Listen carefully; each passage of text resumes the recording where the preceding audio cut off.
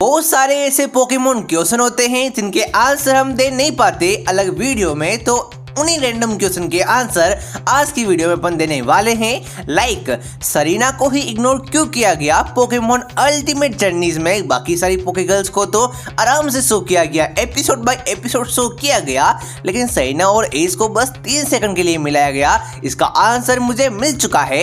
And लिको के बारे में बात करें तो लिको का क्या ये आखिरी सफर होने वाला है। होराइजन मेगा वोल्टेज के बाद में लिको को भी गुड बाय कर दिया जाएगा। एंड गुड बाय से याद आया, क्या एज किस्म का जो गुड बाय था वो फॉरएवर था? क्या वो फिर कभी भी हमको देखने को नहीं मिलेगा? क्योंकि लोगों की उम्मीदें टूटती हुई नजर आ रही है। इतने दिन हो गए, लोग वेट कर रहे हैं, इस आएगा आएगा आएगा, एंड हर बार उसी उम्मीद पे पानी फिर जाता है। सबसे पहले बात करते हैं अपन लिको के बारे में। तो हाँ, सुनने में आ रहा है, रूमर्स आ रहे हैं कि लिको का ये आखिरी जर्नी होने वाला है। मेगा वोल्टेज के बाद में इन सारे कैरेक्टर्स की कहानी खत्म हो जाएगी एंड जनरेशन 10 से न्यू कैरेक्टर्स की कहानी हमको दिखाई जाने वाली है।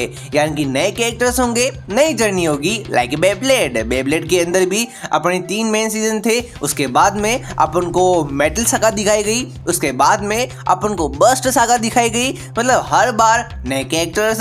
एंड बता रहा हूँ, ये आइडिया बिल्कुल भी अच्छा नहीं है। हाँ, लिको को हटा के नए कैरेक्टर्स को ला सकते हो, लेकिन बार बार हर जनरेशन में तुम न्यू कैरेक्टर्स को लाओगे तो भैया वो फायदा क्या है? पोकेमोन को हम पसंद क्यों करते हैं? बिकॉज 25 साल से एक ही स्टोरी को कंटिन्यू करते हैं, तो यार हमारा कनेक्शन बैठ चुका है। बार बार हम हमारे दिमाग को रिलोड नहीं कर सकते। अच्छा ये वो है, वो यूनिवर्स ये, अरे नहीं भैया, हमको बस एक यूनिवर्स चाहिए। तो हाँ, सीधा सीधा इसका आंसर है हाँ, लिको की जर्नी एंड हो जाएगी, लगभग 95% चांस है। और सुनने में तो ये भी आ रहा था, इसकी जर्नी जैसे ही एंड होगी इसका एक स्पिन ऑफ शो भी आएगा अमेजोन प्राइम के ऊपर। कंफर्म नहीं है, बस रूमर्स है, बस सुनने में आ रहा है। लेकिन मोस्ट प्रोबेबली अपना यही मान के चलो कि लिको की जर्नी भी अपने इस मेगा वोल्टेज के बाद में खत्म हो जाने वाली है। एंड फिर बात करें एज केचम के बारे में, क्या उसका गुड बाय भी परमानेंट होने वाला है? अरे भैया, ये क्वेश्चन पूछते हुए तुम्हें शर्म नहीं आ रही? एज केचम का गुड बाय कैसे परमानेंट हो सकता है जब पोकेमोन की खुद पोकेमोन ने बोला है कि फ्यूचर में एज केचम कमबैक करेगा। इन्होंने खुद एंडिंग को ऐसे डिजाइन किया है, किसी भी मोमेंट पे, किसी भी पल पे एज केचम कमबैक कर सकता है। तो नहीं, एज केचम का गुड बाय फॉरएवर नहीं होने वाला, वो पक्का कमबैक करने वाला है। आई नो, मैं भी हर बार से बोलता आ रहा हूँ, लेकिन यार एग्जैक्ट डेट तो मुझे भी नहीं पता ना। मुझे जैसे ही पता होगी मैं तुम्हें बता देगा। मतलब तुम सोचो, 2 साल में पोकेमोन फैंस ने हर दिन उम्मीद लगाई बस एज केचम आ रहा है, मजा आएगा, लेकिन हर दिन वो गुट के जी रहे हैं। एंड ऐसे गुट के जीने में पोकेमोन फैंस को अब मजा नहीं आ रहा। अब लिटरली वो बावले हो चुके हैं, उनको चाहिए एज केचम जल्दी से कमबैक करे। तो उनको मैं ये बोलना चाहता हूँ, बस अपन एक बार और वेट कर लेते हैं। नेक्स्ट ईयर पोकेमोन प्रेजेंट से 30वीं साल गिरा है। ऐसा मतलब इमोशनल, ऐसा मतलब ऐतिहासिक पल पोकेमोन के लिए बार बार नहीं आएगा।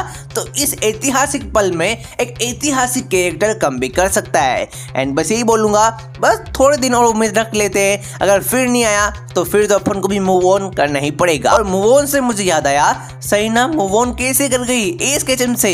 तुम याद करो, पोकेमोन जर्नीज में हर एक पोकेगर्ल को दिखाया गया, इवन उनका एक स्पेशल आर्क था।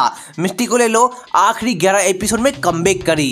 एंड मे के बारे में बात करते ही नहीं है, बिकॉज उनकी वॉइस एक्टर की तबीयत थोड़ी खराब थी एंड उस रीजन से वो नहीं आ रही थी। डोन के बारे में बात किया जाए, ये तो हर दूसरे एपिसोड में अल्टीमेट जर्नीज में कमबैक कर रही थी। एंड सरीना को दिखाया नहीं गया, बुरी बात, लेकिन आइरिस को तो एस का दर्जा दिया गया। मतलब एस जिस तरीके से चैंपियन था, मास्टर 8 में गया, आइरिस की भी वो सेम कहानी। मतलब सारी पोकेगर्ल में आइरिस को सबसे पावरफुल, मजेदार, इंटरेस्टिंग, बोले तो तबाही बना दिया था। और लिली के बारे में बात करें तो इसके तो पापा को दिखा दिया, इसकी भी जर्नी को दिखाया गया, ये भी 2-3 बार कमबैक की। एंड कुल मिला के सारी पोकेगर्ल को दिखाया। लेकिन जो फैन फेवरेट है, मतलब जो हमारे दिल में रहती है, मेरे दिल में रहती है सरीना, उसको क्यों नहीं दिखाया?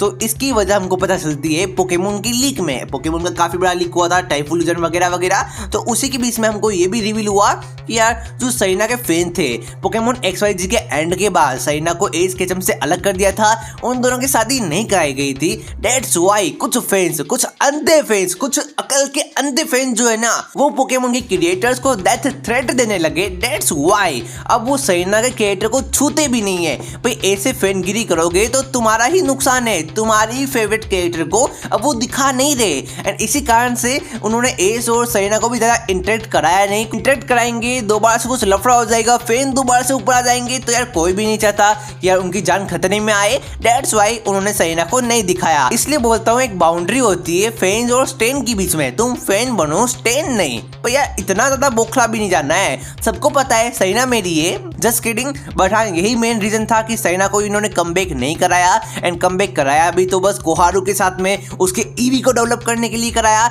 एस के उनको बस 2 सेकंड के लिए एंड में दिखाया एंड बोला कि मैं अच्छा कर रहा हूँ, तुम अच्छा कर रहे हो, अच्छा चलते हैं, फिर कभी नहीं मिलेंगे, ऐसा दिखा दिया इन्होंने। चलो तुम्हें रीजन पता चल ही गया होगा। एंड फिर बात करते हैं फ्रीड के बारे में। क्या फ्रीड मेन विलन होने वाला है? तो देखो यार उसी लीक में जिसके बारे में बात कर रहा हूँ, सरीना का आंसर हमको मिला, उसी लीक में हमको बताया गया था कि फ्रीड होराइजन के एंड में अपने स्पिनल के साथ में, गिबियन के साथ में मिल जाएगा। वो हमेशा से उनके साथ में था, वो कुछ हीरो पोकेमोन को चोरी कर देगा। बट ऐसा कुछ हुआ नहीं बिकॉज लीक के बाद स्टोरी को बदल दिया गया। लेकिन उनका मेन कॉन्सेप्ट तो ये था ना, स्टार्टिंग से उनका मेन प्लान था फ्रीड को नेगेटिव कैरेक्टर करना। बिकॉज वो कहते हैं ना बहुत सारी ऐसी कहानी है जहाँ पे एंड में हीरो विलन, विलन हीरो बन जाता है, तो वैसे ही हमको दिखता हुआ नजर आ रहा है।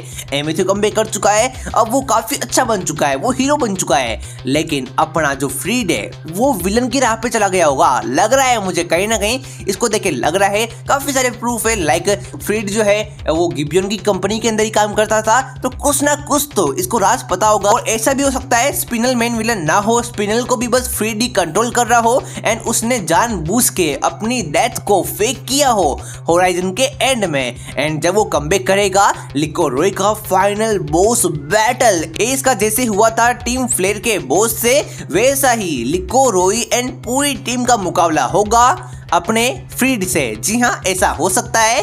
अब एक फाइनल क्वेश्चन के बारे में बात कर लेते हैं और वो ये है कि पोकेमोन मास्टर चैंपियनशिप के अंदर सारे ट्रेनर्स के पास फिनोमिना थे लेकिन आइरिस के पास एक भी फिनोमिना नहीं था। आखिर ऐसा क्यों? तो अगर तुम ध्यान से देखोगे तो देखो यार, जाइगांटामैक्स को रिप्रेजेंट लियोन कर रहा था, डायनामैक्स को रिप्रेजेंट अपना लेंस कर रहा था, मेगा इवोल्यूशन को रिप्रेजेंट अपनी सिंथिया कर रही थी और जीमो को रिप्रेजेंट अपना एस केचम कर रहा था। इन सब के बावजूद भी एक फिनोमिना बाकी था और वो था नो फिनोमिना।